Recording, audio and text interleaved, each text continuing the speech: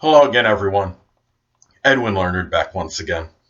In this YouTube astrological segment, I'm going to be dissertating and talking about having a Pisces sun and a Capricorn ascendant in a natal chart. Now, these signs they are compatible by sign. They're both feminine signs suggesting introversion. Uh, Pisces sun often likes their solitude and seclusion, and they could be really about being to themselves, and can be somewhat at time often shy and sometimes timid and submissive. However, okay, Capricorn ascendant can be introverted as well, can be introspective. They could be very reticent, very quiet, and they're really not much. They're usually not very loquacious or talkative, so they do have some commonality.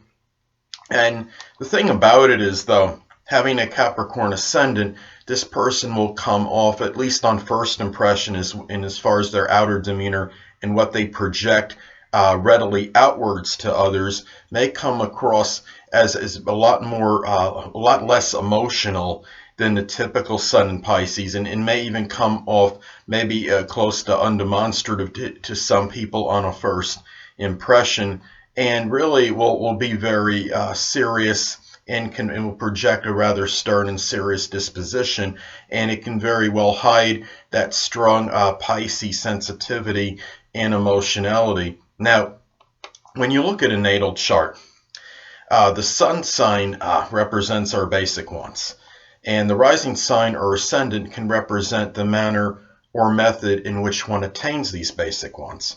Well, with the sun in Pisces, the basic wants can be connected with their dreams, their ideals, self-sacrifice, fantasy, escape. And I don't mean escape in a real like derogatory or derisive sense. I mean as far as solitude and seclusion, getting away from reality in terms of the general vicissitudes of life, just having their own kind of quiet, relaxing moments, so to speak. And you look at, and also some basic wants can also be perhaps something connected with spirituality and or the metaphysical. Now, having a Capricorn ascendant, well, this person may attain one or more of these Pisces sun basic wants, perhaps in a very serious manner, in a very single-minded, purposeful manner, very methodically, with a lot of perhaps practicality and pragmatism. Capricorn ascendant can add structure and discipline to the Pisces dreams, and can bring them, give more realism to it, and perhaps apply them to business as far as their ideals and their dreams concerned. Capricorn ascendant will often ground the Pisces sun and bring it to earth, so to speak, and will set often more like rather attainable goals that are very realistic. And Pisces, as far as like the spirituality or the metaphysical, it's possible that there might be if the person is interested or one or both of these things, and may be applied perhaps even in a business such as like the metaphysical, for example, like an astrology business, or somebody that has like a bookstore that sells spiritual books and items, something. So that would be another example how these two might incorporate.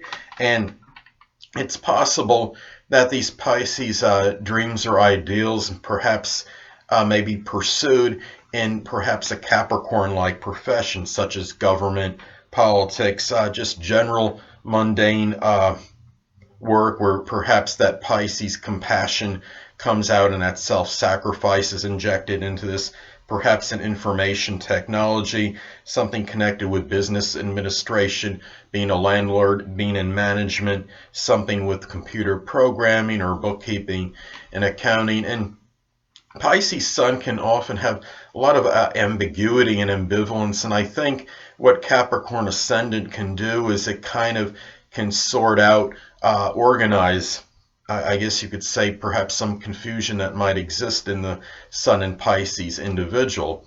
And this could be somebody that applies that Pisces Sun self-sacrifice into perhaps like a business, or somebody, a business that maybe helps people that are generally less fortunate than others, such as the oppressed, the homeless, the impoverished, those that are debilitated. For example, somebody that helps elderly people maybe run errands, or one of those people, I guess, that go to the store for others that maybe are either elderly or debilitated, or they have, for example, walking, maybe a problem as far as walking lengthy distances. So those are some things to look at with this combination. Now, it's also important to look at the aspect, if any, that is made between the the Pisces Sun and the Capricorn Ascendant, as this could indicate how these energies may integrate well or maybe not integrate as well.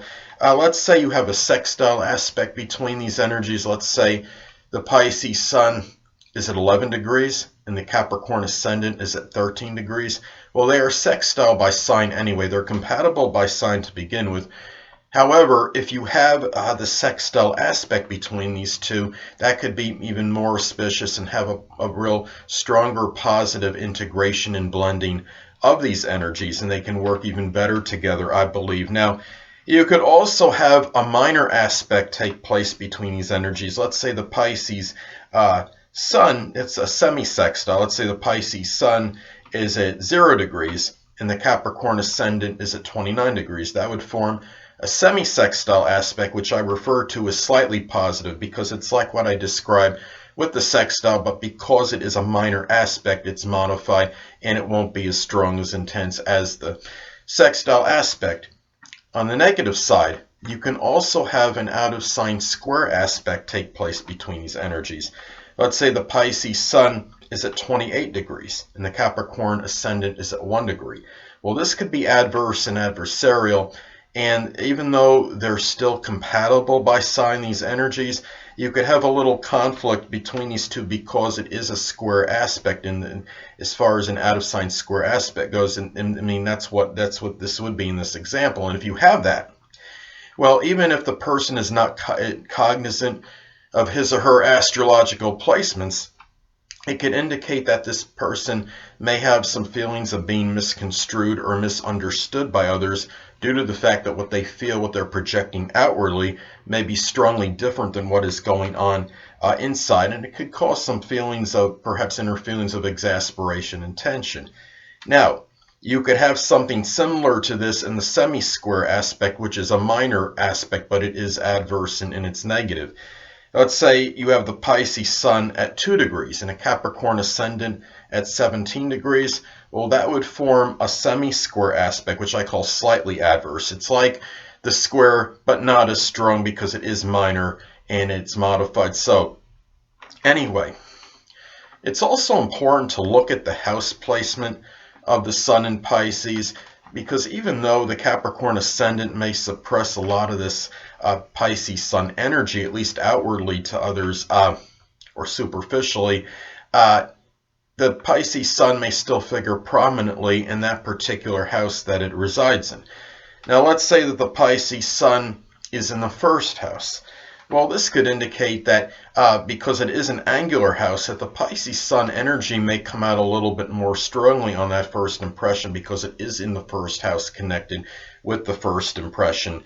So you might see a little more of a blending with, or both these, the Capricorn Ascendant and the Pisces Sun coming out, maybe not quite equally, but closer to that, as opposed to being in the second or third house.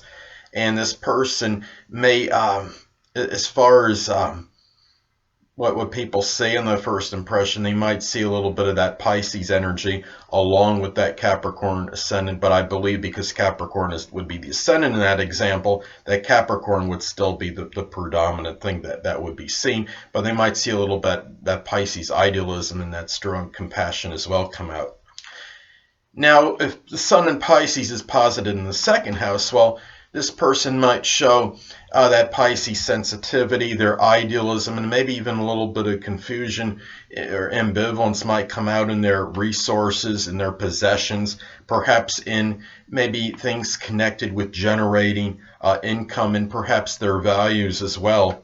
Now, if the Pisces Sun is posited in the third house. Well, the third house is a cadet house, so this energy may be dissipated a little bit to some degree because a cadet house, generally the energies are going to be a little bit weaker as opposed to it being in a succedent or angular house. And this person might, that Pisces sun energy may come out with siblings if applicable, in their generally in their neighborhood, maybe in their general communications is where people might maybe see this strong Pisces energy come out at least somewhat prominently. Well, anyway, people, that'll conclude this YouTube astrological segment for having the sun in Pisces and a Capricorn ascendant in a natal chart. And stay tuned next time, where I'll be dissertating and talking about having a Pisces sun and an Aquarius ascendant in a natal chart. Two things I want to get with you on before I head out. Firstly, the stars may impel but do not compel. And secondly, never isolate any single astrological element, aspect, planetary placement, position, configuration, influence, or what have you, and make an analysis of a person, astrologically speaking, based on this alone, because astrologically speaking, the person is the sum of all their components in their natal chart and not just one. Until next time, people, stay well.